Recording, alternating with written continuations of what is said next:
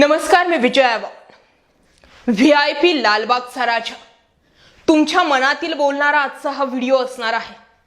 का रे बाप्पा, कधीपासून हे सुरू झालं? ज्याच्याकडे पैसा तोच तुझ्या पायाशी डोकं टेकवेल आणि बाकीचे मात्र कुत्र्यागत फरफटले जाणार। अरे कुठलीही व्यवस्था आणि काय करायचंय अशा व्यवस्थेचं प्रश्न निर्माण केलाच गेला पाहिजे। कारण गेल्या 5 ते 6 दिवसांपासून सोशल मीडियावरती व्हिडिओ येत आहेत लालबागच्या राजाच्या कार्यक्रमासाठी जे काही हे संयोजक आयोजक त्यांचे लालबागचे कार्यकर्ते आहेत हे लोकांना डोकं टेकवतात आणि असे फरफटत ओढत नेत आहेत। अरे माणुसकी मेली आहे का तुमच्यामधली असा प्रश्न निर्माण करावासा वाटतो का? झोपले हे तर सगळेजण लोक उगच नाही म्हणत की वरचे नीट असतात, पण वाईट आहे ती आपली सिस्टीम, वाईट आहे ती व्यवस्था। कोणीही VIP आला की मनसोक्त दर्शन घ्या, पाया पडा। अरे 10 दिवसांसाठी येत असतात लालबागचे राजा आणि असंख्य लोक येत असतात। माहिती आहे तुम्हाला त्या जे लोक ते फरफटत नेतायत ना आणि डोकं टेकल्या टेकल्या त्यांचा माथा काय ओढतायत, कपडे काय ओढतायत। अरे 10 दिवसांसाठी त्या ठिकाणी लालबागचा राजा येत असतो आणि ही जी लोक असतात ते तासनतास या लालबागच्या गणपतीचं दर्शन घेण्यासाठी उभे असतात। फक्त आणि फक्त इच्छा एकच असते की आम्हाला शांततेने डोकं टेकता यावं। आणि जर नाहीच ना तुम्हाला लोकांना डोकं टेकून द्यायचं तर करा, एक सीमित करून टाका, एक चौकट टाकून टाका। कशाला लोकांसाठी दर्शनासाठी ठेवता त्या लालबागच्या राजाला? तसंही बघायला गेलं तर तुमची धनसंपदा कमवण्यासाठी तर हा बाप्पा तुम्ही एवढा मोठा उभा करत असता आणि लोकांनाही कळत नाही। अरे जो बाप्पा आपल्या घरात आहे तोच बाप्पा तिथे। आपल्याच जीवाची जर किंमत नाहीये या लोकांना, किती लोक त्या ठिकाणी बेशुद्ध पडलेत, किती लोकांना पाणी भेटत नाही, किती घसरटपणा झालाय त्या ठिकाणी आणि तरीही आपण उठसूट जातोय। हा विसरलात तुम्ही VIP नाही आहात।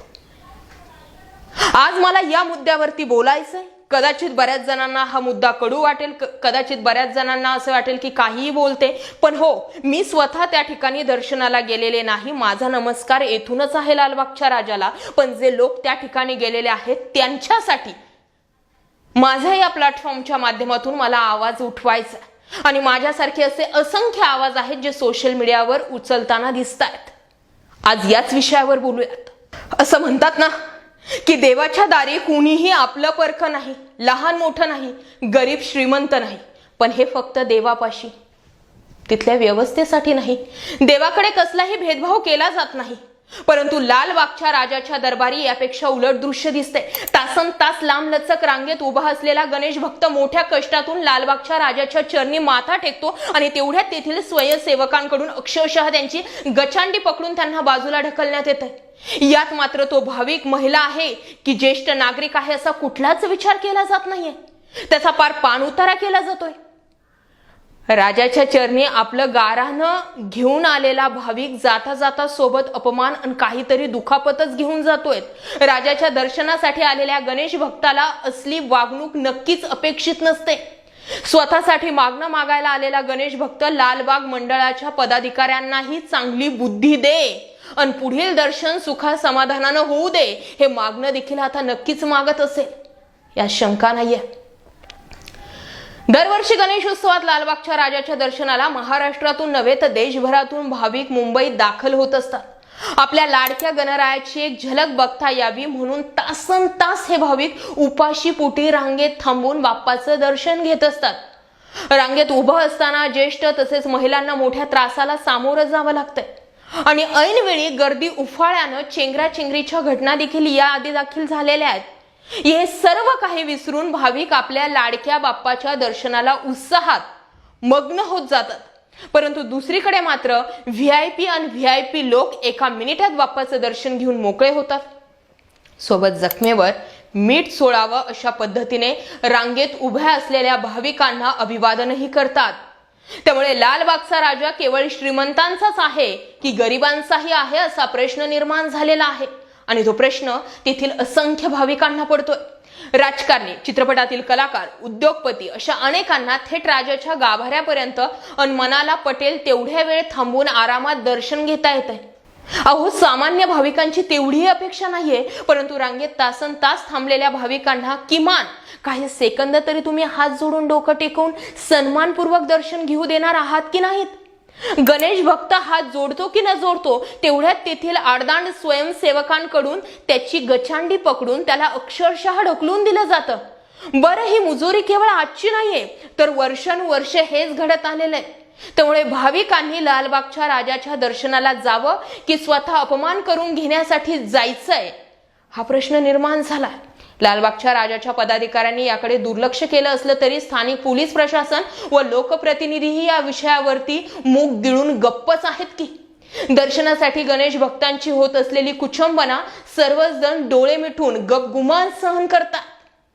लालबागच्या राजावर प्रेम करणाऱ्या गणेश भक्तांची संख्या जी आहे ती अफाट आहे.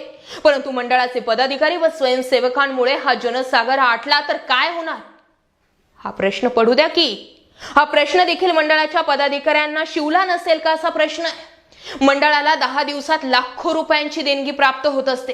ही संपूर्ण देणगी केवळ धनदांडग्या लोकांकडूनच नव्हे तर सर्वसामान्य लोकांकडून रुपया का होईना आलेला असतो, हे विसरता कशाला. हे मंडळाचे पदाधिकारी सोयीस्कररित्या हे विसरून जात आहेत. नुकतीच लालबागचा राजा मंडळाविरोधात मुंबई पोलीस आयुक्तांकडे लेखी तक्रार करण्यात आलेली आहे. वकील आशिष राय आणि पंकज मिश्रा यांच्या वतीनं ही तक्रार दाखल करण्यात आली. सर्वसामान्य गणेश भक्तांना दर्शन घेताना होत असलेली धक्काबुक्की आणि VIP लोकांच्या दर्शनासाठी करण्यात आलेली विशेष सोय याबाबत ही तक्रार दाखल झालेली आहे. VIP लोकांचे फक्त तळवेच चाटायचे राहतात हे लोक. अरे बाप्पा असा नाही आमचा, बाप्पा सर्वांसाठी सारखा आहे. दर्शनासाठी आलेल्या भाविकांच्या सुरक्षेसाठी विशेषतः महिला, लहान मुलं, ज्येष्ठ नागरिक कोणीही